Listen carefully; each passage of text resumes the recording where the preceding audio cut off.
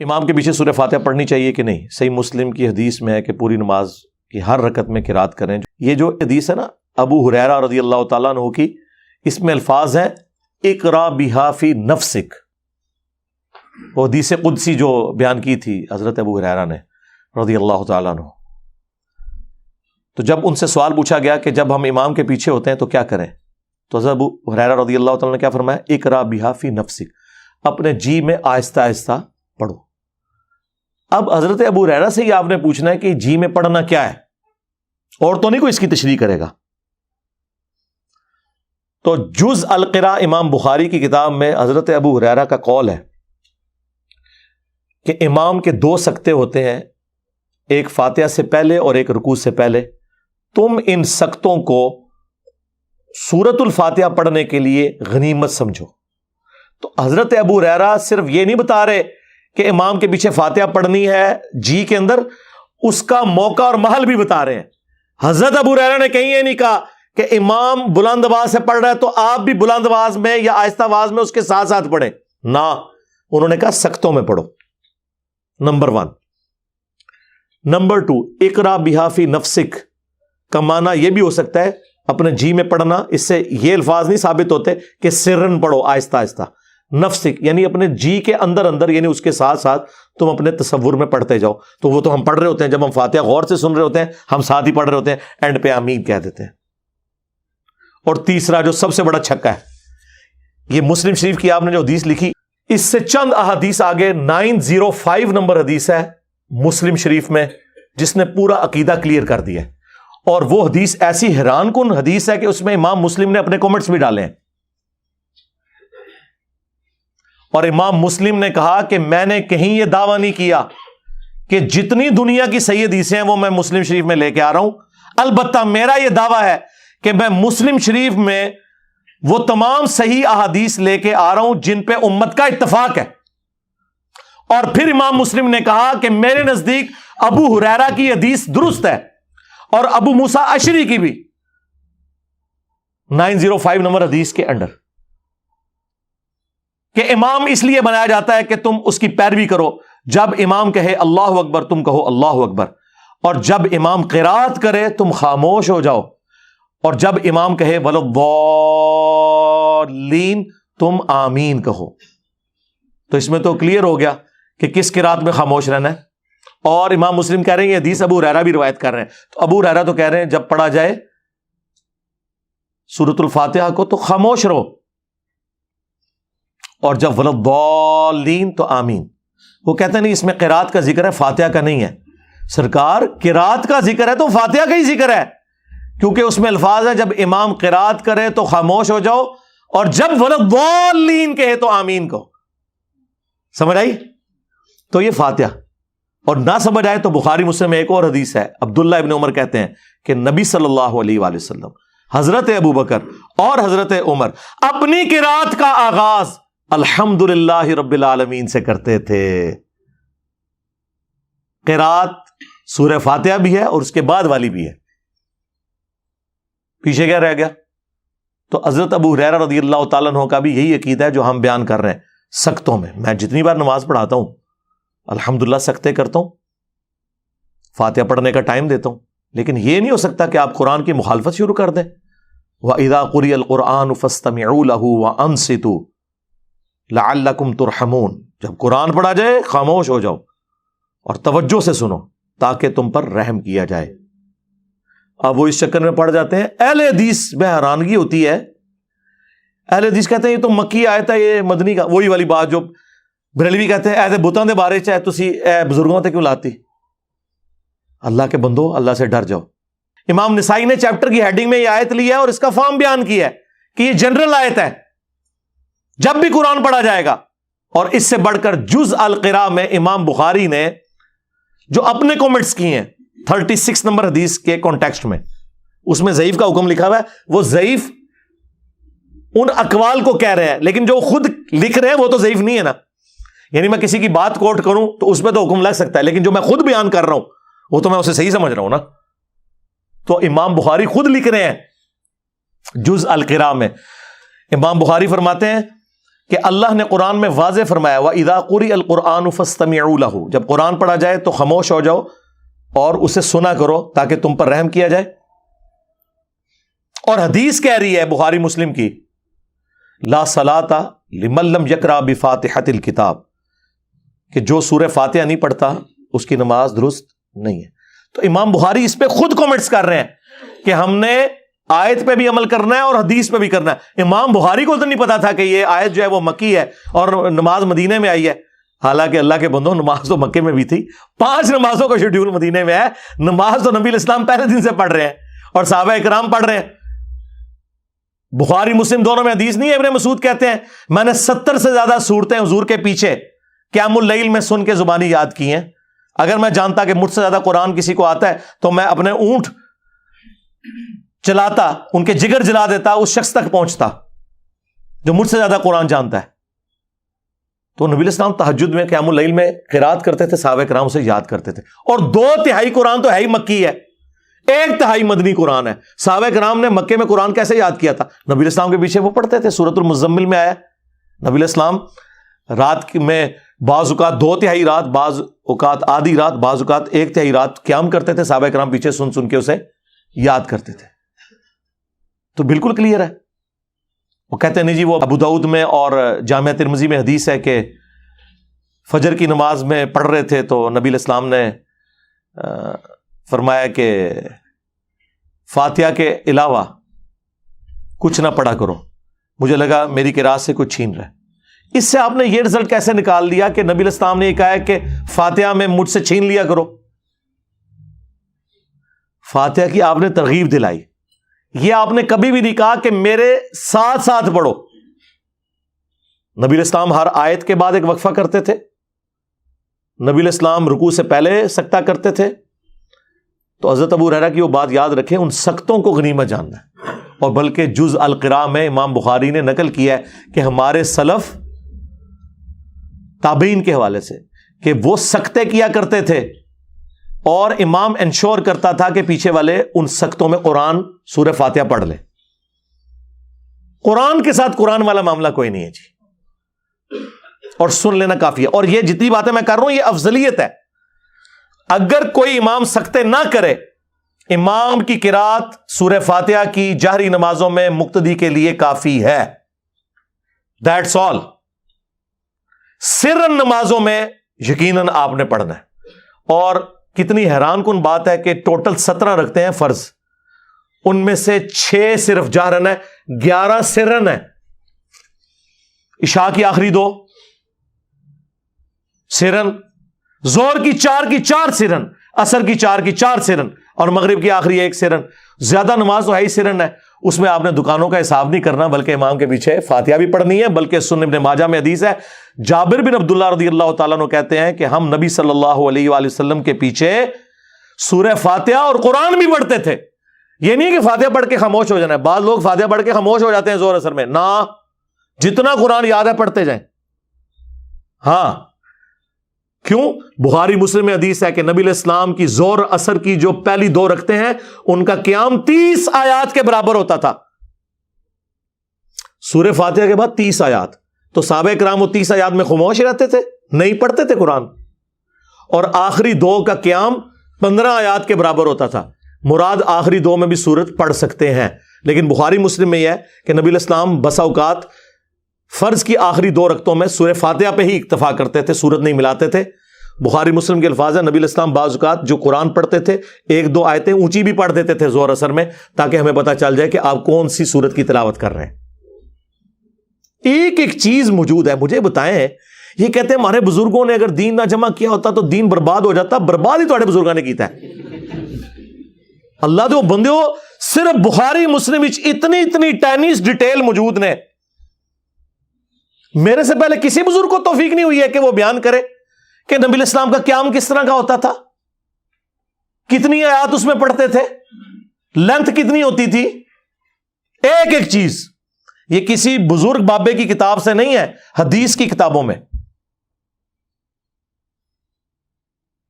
ہاں، باقی جو جہرن ہے اس میں آپ سنیں، آپ کا سننا پڑھنے کے ایکویلنٹ ہے۔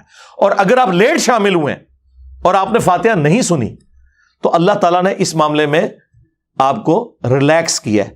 وہ امام کا پڑھنا آپ کے لیے کافی تھا. ایون آپ اگر رکوع میں بھی مل گئے ہیں تو رکعت شمار ہوگی. امت کی اکثریت اس کے اوپر متفق ہے.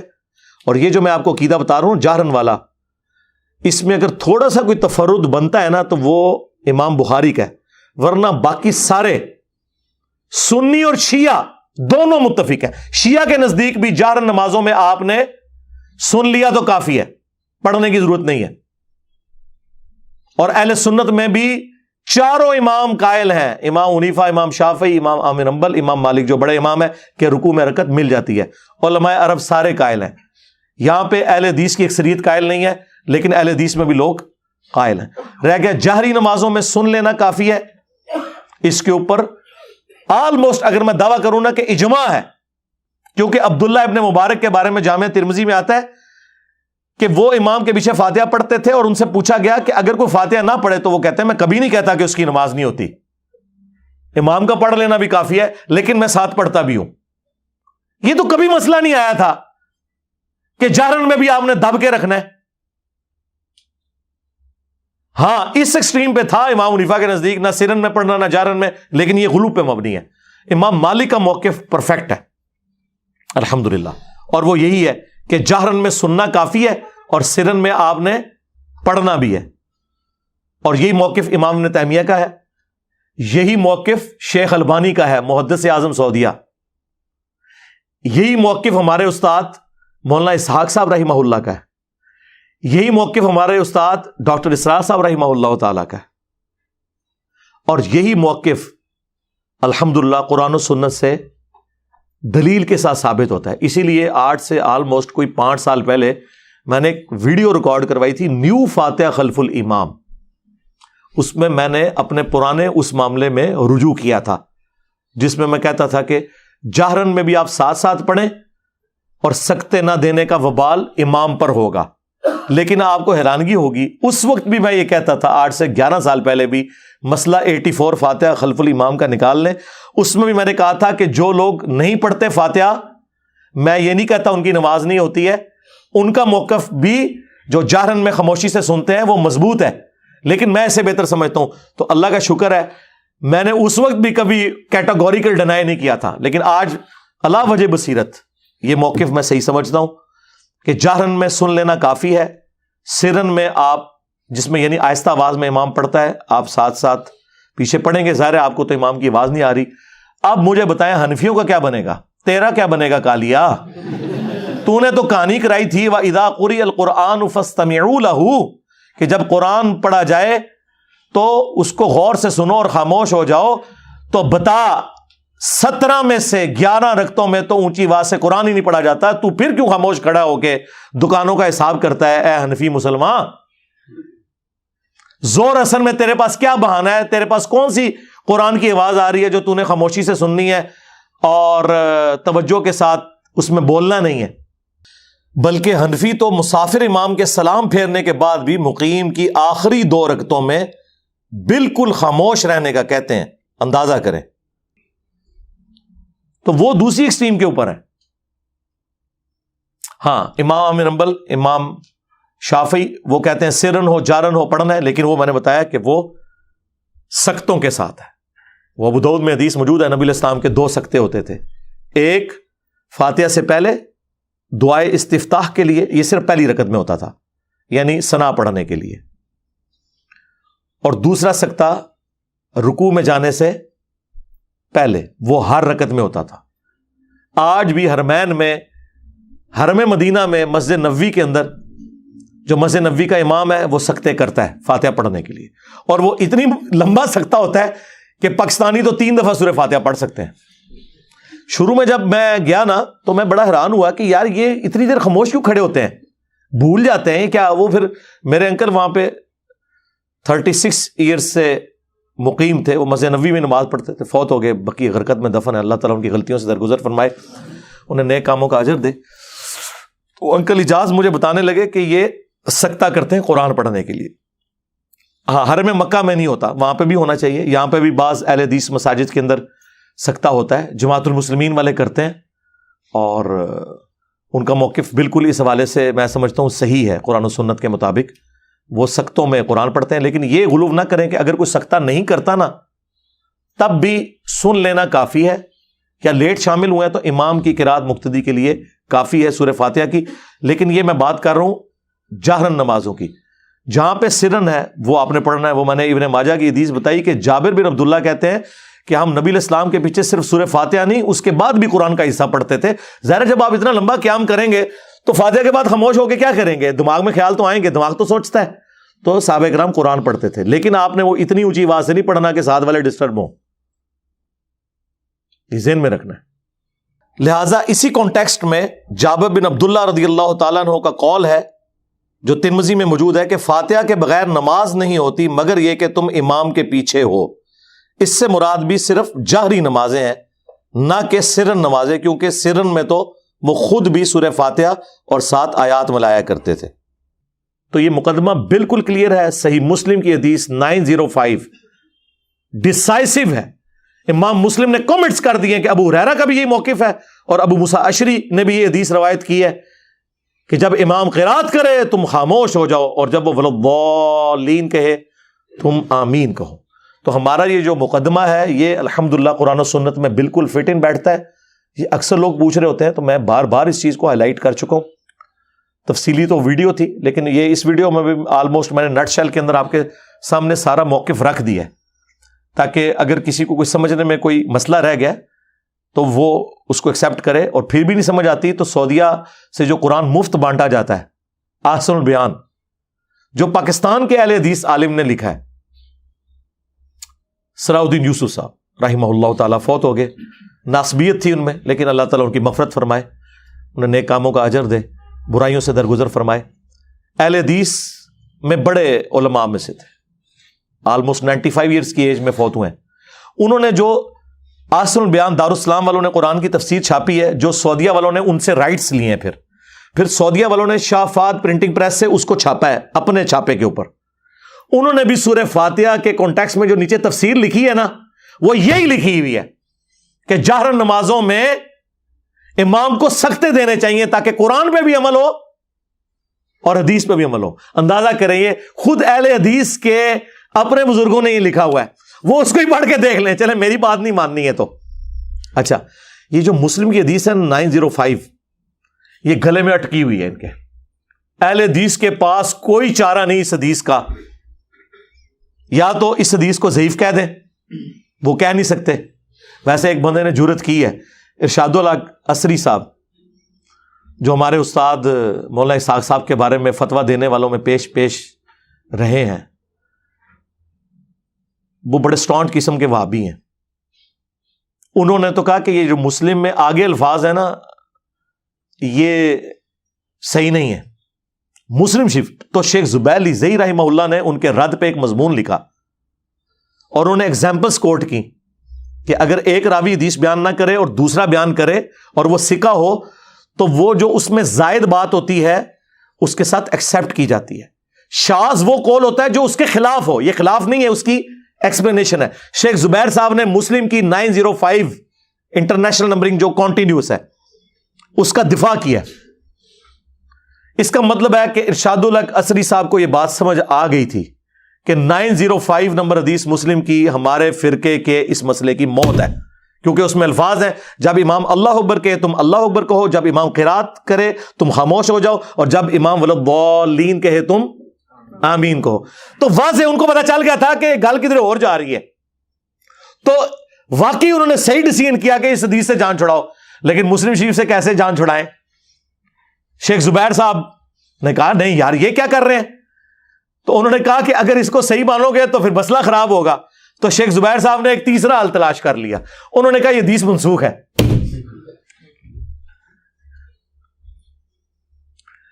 شیخ زبیر صاحب نے جو فاتحہ خلف الامام کے اوپر کتاب لکھی ہے نا اس میں اس حدیث کو انہوں نے منسوخ ڈکلیئر کیا مسلم شریف کی۔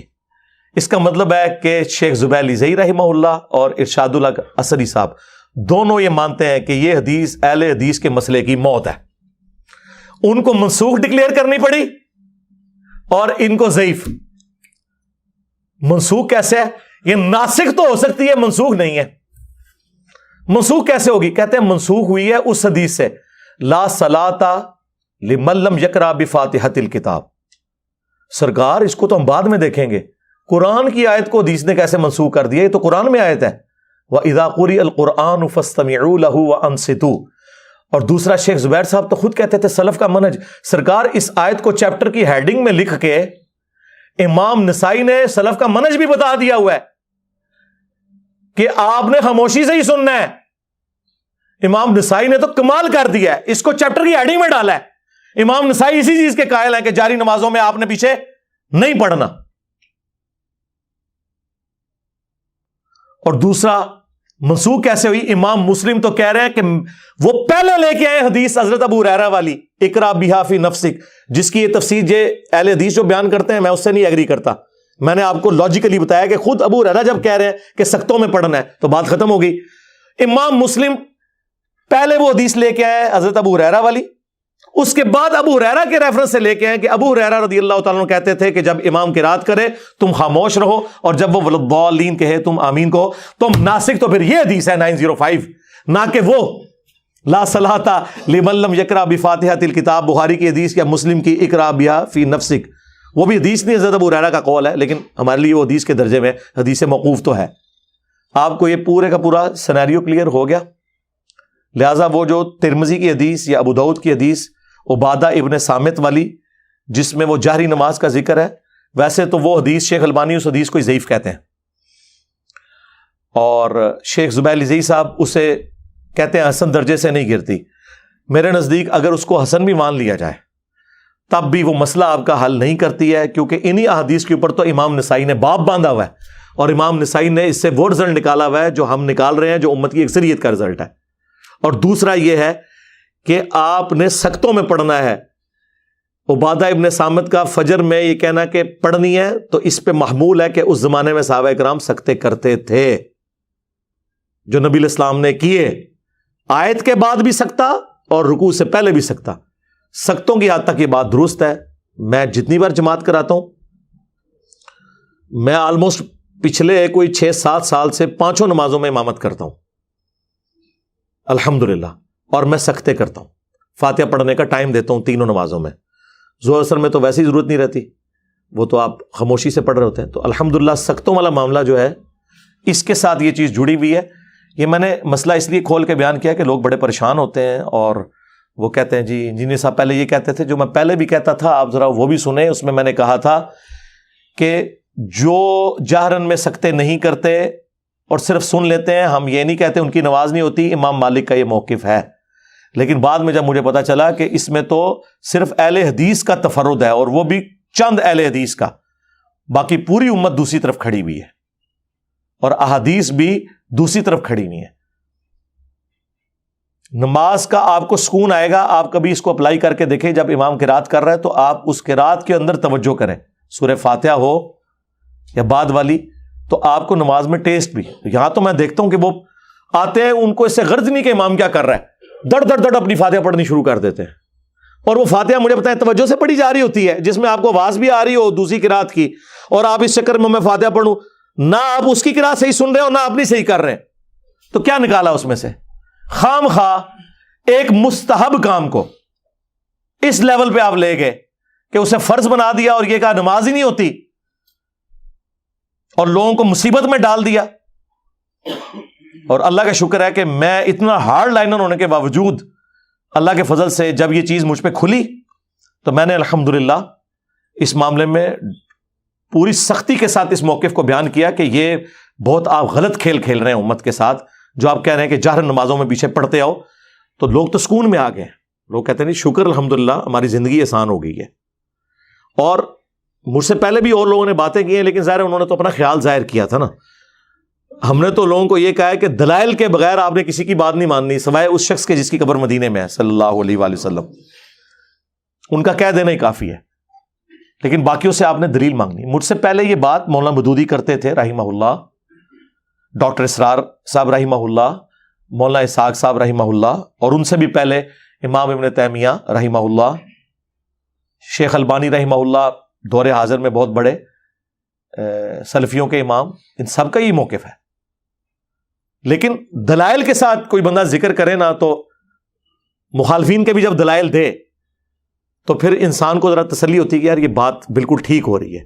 یہ اس طریقے سے ہی تھا کہ انہوں نے اس کو زیادہ غلوف کے اوپر جو ہے وہ لے گئے، اس کی وجہ سے لوگوں کے لیے بڑی مصیبت کھڑی کی ہوئی ہے، اور لوگ بڑی ٹینشن لیتے ہیں.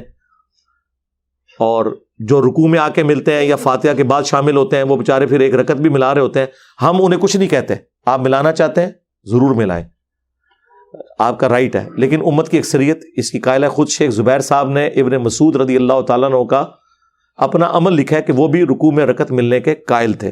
وہ کہتے ہیں ہم مانتے ہیں، لیکن وہ کہتے ہیں کہ ہم وہ جو حدیث ہے ابو بکرہ والی جو بخاری میں آئی کہ ایک شخص نماز میں شامل ہوا، سیدھا رکوع میں چلا گیا، جس کی وجہ سے حنفی رزلٹ نکالتے ہیں کہ اس نے پھر کوئی اور رکعت نہیں ملائی تھی. اور امام بخاری نے اس حدیث سے کہا کہ آپ رزلٹ نہ نکالیں کہ رکوع میں رکعت مل جاتی ہے، کیونکہ امام بخاری ایک اور روایت لے کے آئے ابو سعید خدری سے غالباً رضی اللہ تعالیٰ عنہ کہ رکعت اس وقت شمار کرو جب تم قیام کی حالت میں امام کو پاؤ. لیکن اس میں بھی قیام کا ذکر ہے، اور یا رکوع میں جانے سے پہلے فاتحہ پڑھنے کی ترغیب امام بخاری نے کہا کہ اس حوالے سے ہونی چاہیے، تو تب رکعت شمار ہوگی. لیکن امام بخاری کے سامنے یہ حدیث ابو بکرہ والی جو خود بخاری میں لے چکے تھے کہ وہ صحابی نے تو قیام بھی نہیں کیا، ڈائریکٹ آ کے رکوع میں ملے، تو نبی علیہ السلام نے فرمایا کہ تمہارے جو نماز کا شوق یہ میں نے دیکھا ہے، آندہ جب تم آؤ تو تسلی سے آؤ. وہ پیچھے سے ہی رکوع میں چلے گئے تھے، پھر چلتے چلتے صفوں میں شامل ہوئے. حضور نے کہا تسلی سے آؤ، صف میں کھڑے ہو کے نماز میں جو رکعت ملے وہ لے لو، جو رہ جائے وہ پوری کر لو. تو جو لوگ رکوع میں رکعت ملنے کے قائل ہیں وہ اس کو دلیل کے طور پر پیش کرتے ہیں کہ دیکھیں ابو بکرہ رضی اللہ تعالیٰ عنہ کو رکوع میں ملنے پہ نبی علیہ السلام نے یہ نہیں فرمایا کہ تمہاری رکعت رہ گئی ہے. دوسرے لوگ کہتے ہیں اس میں عدم ذکر ہے، اس میں کوئی تفصیل ہے ہی نہیں ہے. ویسے میرے نزدیک یہ بات دونوں طرف جا سکتی ہے. ہو سکتا ہے انہوں نے ملا لی ہو اور زیادہ چانس ہے کہ نہیں ملائی ہو، کیونکہ اگر ملائی ہوتی تو اس کا ذکر موجود ہوتا. بہرحال ہم دونوں کو بینیفٹ آف ڈاؤٹ دیتے ہیں. اس سے امام بخاری جو رزلٹ نکال رہے ہیں وہ تو بڑی مشکل سے ہی نکلتا ہے، دوسرے جو نکال رہے ہیں وہ پھر بھی نکل آتا ہے، لیکن ہم وہ بھی نہیں مانتے. ہم نے دوسرے دلائل آپ کے سامنے رکھ دی ہیں. مسلم کی ایک حدیث 905 نمبر وہ سارے کے سارے مسئلے کو کلیئر کرتی ہے اور وہ فٹ ان بیٹھتی ہے. اور جز القراء میں خود امام بخاری مان رہے ہیں کہ قرآن پہ بھی عمل کرنا ہے، وَإِذَا قُرِئَ الْقُرْآنُ فَاسْتَمِعُوا لَهُ، اور حدیث پہ بھی عمل کرنا ہے سختوں کے ذریعے. تو میرے خیال ہے سختوں والا معاملہ ایسا ہے. باقی اگر سختہ مختصر ہو یا مغرب کی آخری رکعت میں تھوڑی دیر کے لیے امام فاتحہ کا وقفہ کرے، کیونکہ حنفی تو آخری رکعت میں 3 دفعہ سبحان اللہ بھی پڑھ لیتے ہیں، حنفی بھی اور شیعہ بھی. ان کے نزدیک صرف پہلی 2 رکعتوں میں فاتحہ ضروری ہے، آخری 2 رکعتوں میں صرف 3 دفعہ سبحان اللہ یا تسبیحات پڑھنے سے بھی نماز ہو جائے گی. تو اس لیے وہ بعض اوقات مختصر کرتے ہیں. لوگ کہتے ہیں ہم تو فاتحہ کی بھی 2 آیتیں ہی پڑھی ہیں، امام رکوع میں چلا گیا. سرکار آپ رکوع میں چلے جائیں، جتنا پڑھا جاتا ہے وہ پڑھا جائے. ایک دفعہ بھی آپ کی فاتحہ ہو گئی ہے تو وہ ایکویلنٹ ہے. یہ بھی سلف میں موقف رہا ہے، پوری نماز میں ایک دفعہ بھی سورہ فاتحہ. ہاں، جز القراء میں امام بخاری نے سلف کے حوالے سے یہ چیزیں نقل کی ہوئی ہیں. صلو علی محمد و آل محمد، اللہم صلی علی محمد و علی آل محمد.